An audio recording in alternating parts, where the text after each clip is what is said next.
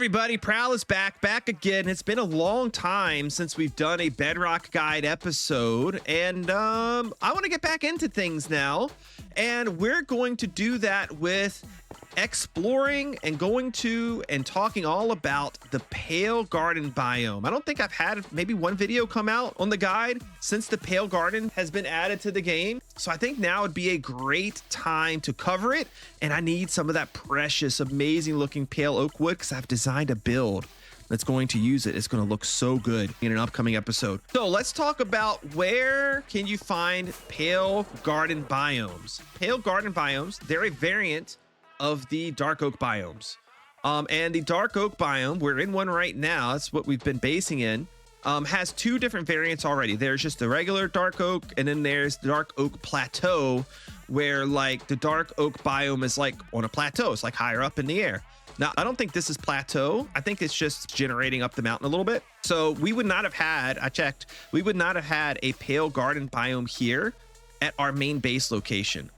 So we're gonna have to go find one. They are kind of rare-ish and they're not huge. So finding one's not always gonna be super easy when you're exploring your world. So we're gonna resort to our friend Chunkbase to find the biome. And here we have Chunkbase. We've used this plenty of times, so I'm not gonna go over it, but you wanna have your seed number put in, your version put in, and then I typed in the coordinates of where my base is right now. You can see it's right here. And now we need to highlight biomes, and we specifically wanna highlight Pale Garden biomes. Now, Blue Jay in our world has already been to Pale Garden biomes, so I'm going to assume he's probably gone to this guy. It's the largest one and the closest one. He's possibly also already gone to this one. So I wonder if maybe we go into Nether to like one of my portals or something. It's thousands of blocks out, and we travel from there. Man, this is at negative 10,000 and then 5,000. I think that's where we're going to go. Negative 10,000, 5,000. This one's 6,000, 7,000. That's a good candidate as well.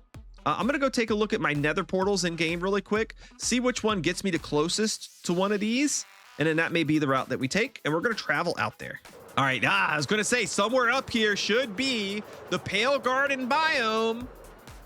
Oh, look at the size of this. That's pretty good. Okay. These Pale Garden biomes, they can range in size. There's a lot of really small ones. The one we picked on the map was the largest of them, but they vary in size from extremely small to about like this on the largest end. Now, you'll see from the outside looking in, the Pale Garden biome is very well pale. It has these guys, the pale oak trees. The pale oak trees are just like dark oak. They're shaped almost exactly the same. But they're just a little bit different, right? They have a different texture. They have this white color wood, which looks so good. And you're gonna see as we enter the Pale Garden biome, what you should see is, yeah, look, everything gets a bit more gray. The skybox does anyways. So we totally feel the paleness while we're in here.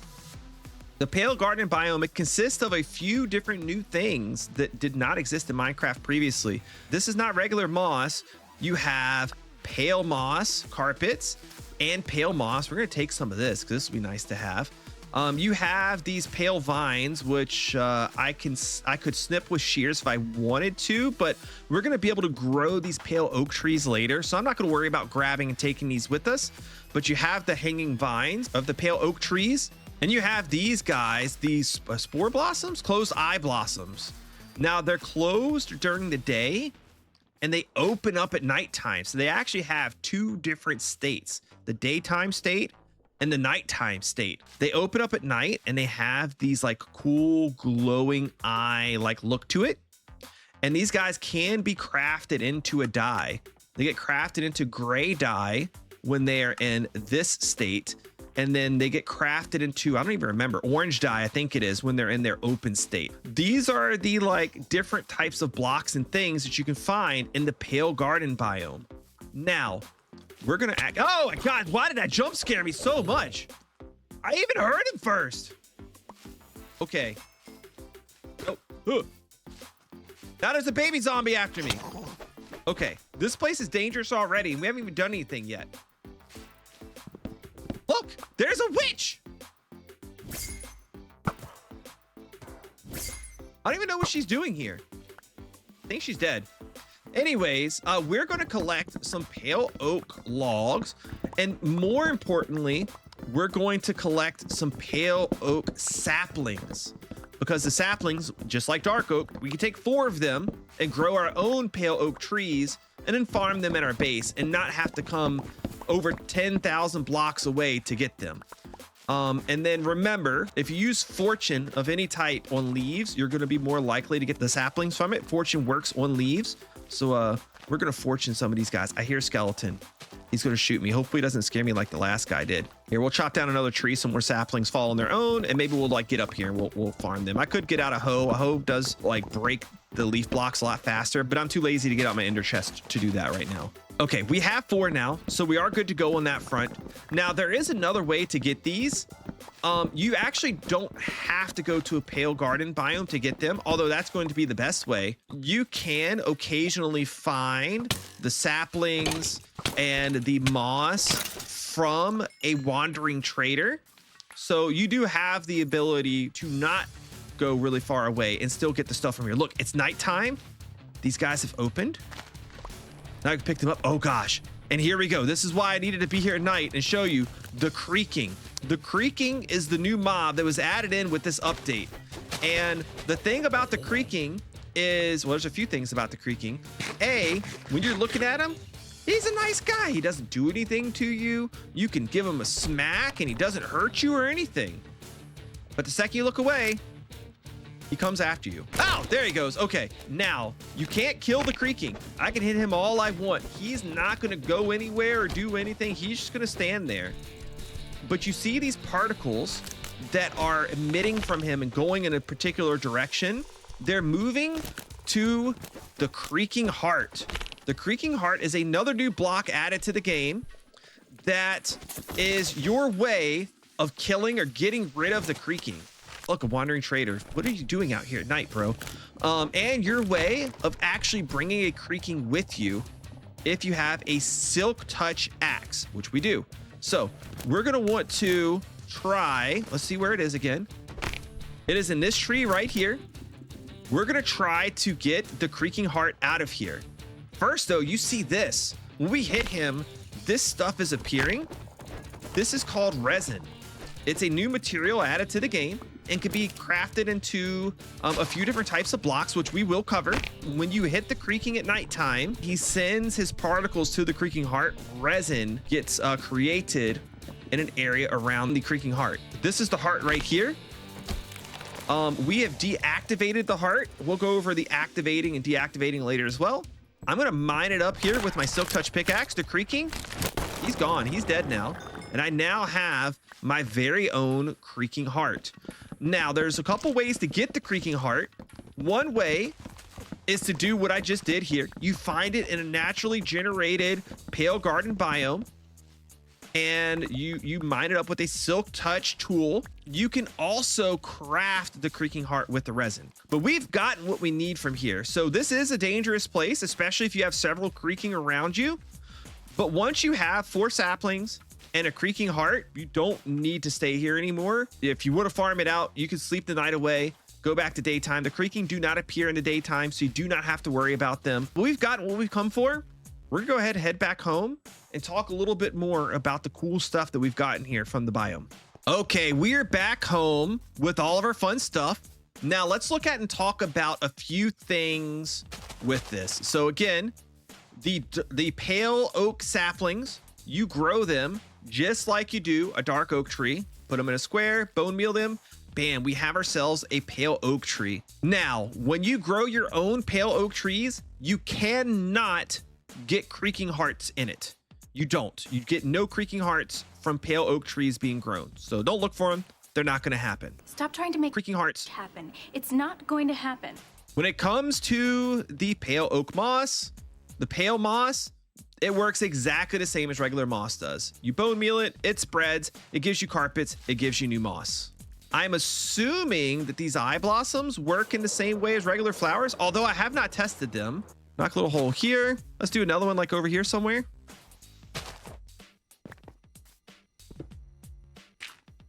Put the eye blossom there. Bone meal it. We get a bunch of them. That's cool. Bone meal this guy.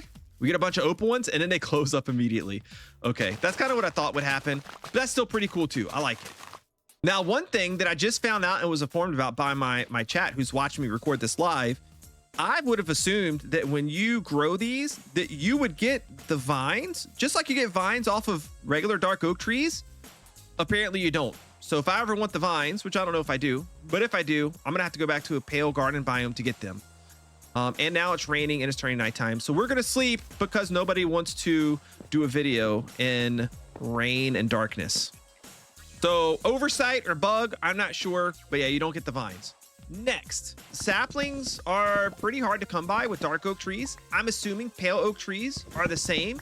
If you just chop the tree down and wait for all of the leaves to decay, you might not get 4 saplings back, meaning you have no way to regrow a new tree and you're gonna run out of saplings. So we're gonna take our fortune hoe here and we're just gonna fortune the whole thing and cross our fingers that we get the 4 saplings. Oh yeah, I definitely have picked up more than 4 here. We got 17. I think I already had 1. So we got 16 from that one tree. So that's pretty awesome. Really good, easy way to farm a lot of this up. And I'm going to need to farm a lot of it up because we're going to need the next thing that I'm going to show you for our next build. Here we have all of the variants of wood that comes from the pale oak wood. You have the regular log, which we've already seen. I'm sorry, my highlighting thing, like it makes it super bright, but that's what it looks like right there. You also have the 6-sided log. You have the stripped wood variants of that too, the 6-sided and just the regular. You have the planks, the stairs, the slabs, the trapdoors, which look amazing. This is so good. The doors also look really good as well. The fences, the fence gates, I didn't craft any, but buttons and pressure plates as well. Okay, and I wanted to wait till nighttime because I want to show you this last part. We mentioned this earlier. You can actually bring the creaking with you because when you have the creaking heart, when you put a creaking heart face the right direction, this, you know, it's got a top and a bottom to it. You could do it side to side as well, as long as the logs go on the connecting side. And it could be any log. It could be the regular log. It could be the stripped log. It could be the 6-sided log. It doesn't matter, but it has to be the logs. When you do this, you're going to get a creaking. There he is. This creaking is going to act exactly like the creaking would act otherwise. He's not like your friend. You turn away, he's going to want to come kill you, etc. But this gives you something really interesting. It gives you a way to farm resin. You can get this just by hitting it with anything. You can also get it by pushing it with a piston, and fortune does not do anything for it. So you just want to hit it up. You don't have to have fortune. Fortune does not make you get more of these resin clumps. Now, why would you want to farm resin? Well, you would want to farm resin because you can make some cool blocks with it, and you can craft more creaking hearts. I'm gonna get a little bit of resin from this guy manually here so I can show you a little bit, but it is very possible, and I have a tutorial on it already on the channel. You can make automatic resin farms. I recommend going to go watch that video because I cover in more detail the exact way in which resin like generates when you hit the creaking and all of the like surrounding mechanics about it. And I'm not going to go over that with you guys right now because it's not going to be really that important to you for this video. Now, when we want to get rid of the creaking, which I do, we could go ahead and just break this right here, and he's gone. Okay, now I think I have gathered enough resin clumps together to show you all of the craftable things and what to do with the resin. You can make a block of resin, which is super cool, right? And the rest of the resin we can use for something else, but to use it, we have to smelt it. Okay, our resin is done smelting. We're not going to mention the fact that I forgot that I needed to keep a few pieces of resin to make a resin block, but you know, we'll just move on. When you have your resin bricks, there's a few things that you can do with them. 2 things, I guess, specifically you can do with them. Number 1 is you can actually use it on armor trim as a color. Pretty cool. But also, and more importantly for us right now, you can make resin bricks out of it. Now, resin bricks are a new block. They are very loud, proud, and saturated. Anyways, here's our resin blocks. You have the chiseled resin bricks. Has like the little creaking head on it. Super cool. You have the slabs. You have stairs, right? Super neat. And you have walls. And then you have the full resin block right there. Yeah, because I have one of those right now.